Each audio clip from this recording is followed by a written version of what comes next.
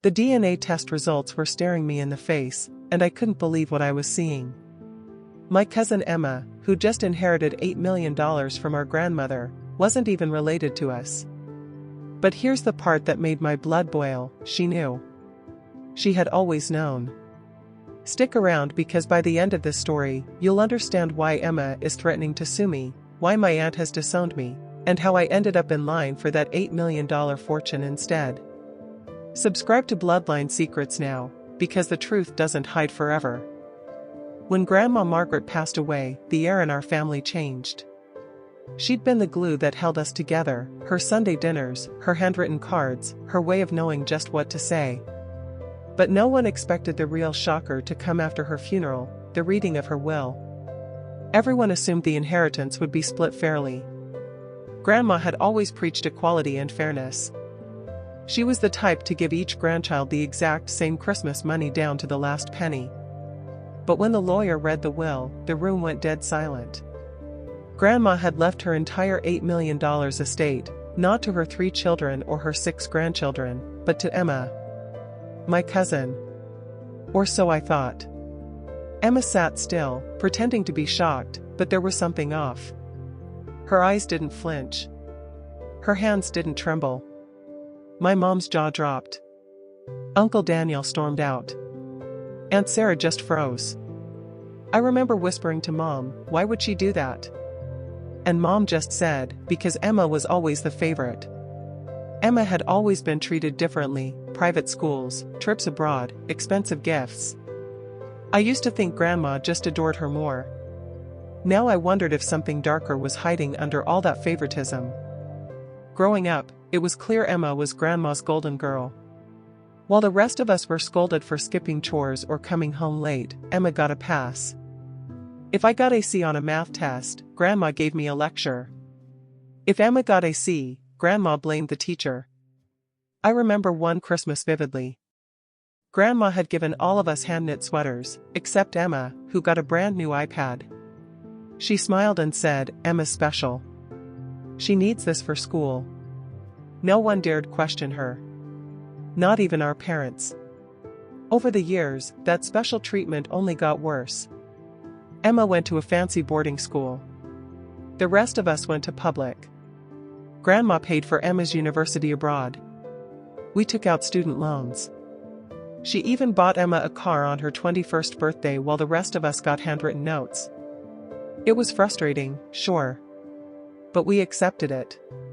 Grandma loved Emma more. We told ourselves she must have seen something in her we couldn't. But after the will, everything shifted. That favoritism now felt like obsession. And as I looked back, something started to click. Grandma never showed Emma baby pictures. She never mentioned her birth story the way she did with the rest of us. Emma never talked about her father. Aunt Sarah had always been cagey about Emma's early years. That's when my suspicion turned into action. I needed answers. And I had no idea how deep the rabbit hole would go. It started as a curiosity, a 23andMe kit I got on sale. I didn't expect much.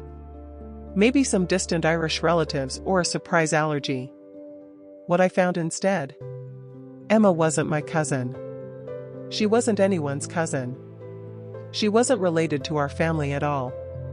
I ran the results twice. I even bought another kit from a different company. Same outcome. Emma and I shared no common DNA. Not even a trace. I confronted Mom. She froze. Her hands trembled as she whispered, "Don't dig into this. Please." But I couldn't let it go. I called Aunt Sarah and got silence. I emailed Emma directly, and that's when things exploded. She replied in one chilling line, "If you value your peace, drop it." That only made me push harder. I ordered a full genetic breakdown and hired a genealogist. The truth was undeniable: Emma had been adopted at birth, never legally disclosed, and somehow inserted into our family as if she'd always been there. But that wasn't the worst part. The genealogist found something else: my biological father. A man named Michael Thompson. He lived just 2 towns away.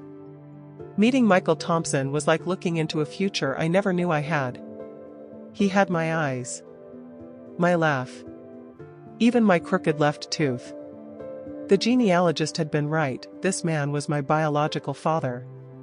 We met at a small diner. I was shaking. He was calm. "I always wondered what happened to you," he said. "Your mom never told me she was pregnant. Mom had always said my father left before I was born. That he wasn't worth talking about. Turns out, he never knew I existed. But this wasn't just about me. I asked about Emma." That's when Michael's face turned pale. He and Aunt Sarah had dated briefly in their early 20s. She'd had a miscarriage. A few years later, she adopted a baby girl, but kept it secret from the family, especially Grandma, who was deeply religious and would have never accepted a child adopted out of wedlock or secrecy. To protect herself, Sarah passed Emma off as her biological daughter. Only she and Michael knew the truth. But Grandma never found out. And somehow, despite never knowing Emma wasn't her blood, Grandma loved her obsessively. That's why Emma got everything. Grandma adored the image of Emma. The illusion. And now, that illusion was cracking. If this twist shocked you, imagine living it. These aren't just stories, they're real families torn apart by hidden truths. Subscribe to Bloodline Secrets for more DNA bombshells that prove the past always comes back. And drop a comment, what would you do if your whole family tree was a lie? The moment news of the DNA test leaked within the family, everything unraveled. Aunt Sarah went ballistic, calling me a traitor. She said I was trying to destroy Emma's life. Emma? She wasn't quiet anymore. She lawyered up.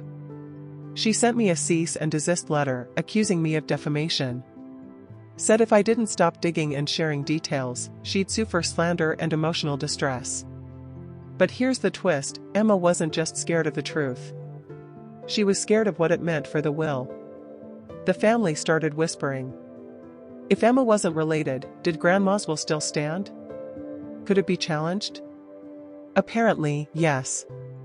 Because Grandma left everything under the assumption Emma was her biological granddaughter. Fraudulent misrepresentation, even unknowingly, could invalidate the bequest. And the press? Oh, they caught wind of it. Local outlets began sniffing around. Heiress not who she claims to be, headlines started popping up. Emma's perfect world was slipping. What no one expected was what happened next. Aunt Sarah cracked. The pressure was too much. She publicly admitted that Emma had been adopted. That Grandma never knew. That it was all a lie. Suddenly, Emma wasn't just fighting me, she was fighting the entire truth. And the law. The will was taken to probate court. Grandma's original lawyer testified that she had no knowledge Emma wasn't biologically related.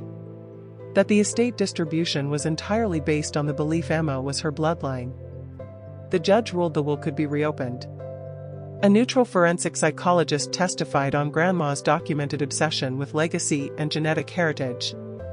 It all pointed to one thing, she would have never left everything to someone outside the bloodline knowingly. While the case dragged, something unexpected surfaced, a handwritten letter from Grandma. Tucked inside an old Bible Aunt Ruth found while packing up Grandma's cottage. It wasn't legal, but it was powerful. In the letter, Grandma spoke of her love for all her grandchildren, but specifically emphasized how much she valued family ties. Blood. Legacy. The letter changed everything. It shifted public opinion. Even Emma's own lawyer began to soften. They proposed a settlement. Emma would return the majority of the estate. I, as the next eldest grandchild with confirmed biological relation, would become the primary heir. The final court decision was bittersweet. I didn't feel victorious. I felt hollow. Looking back on everything, I realized this story was never just about an inheritance. It was about identity, truth, and the cost of buried secrets. The DNA test wasn't supposed to unravel our entire family. But it did.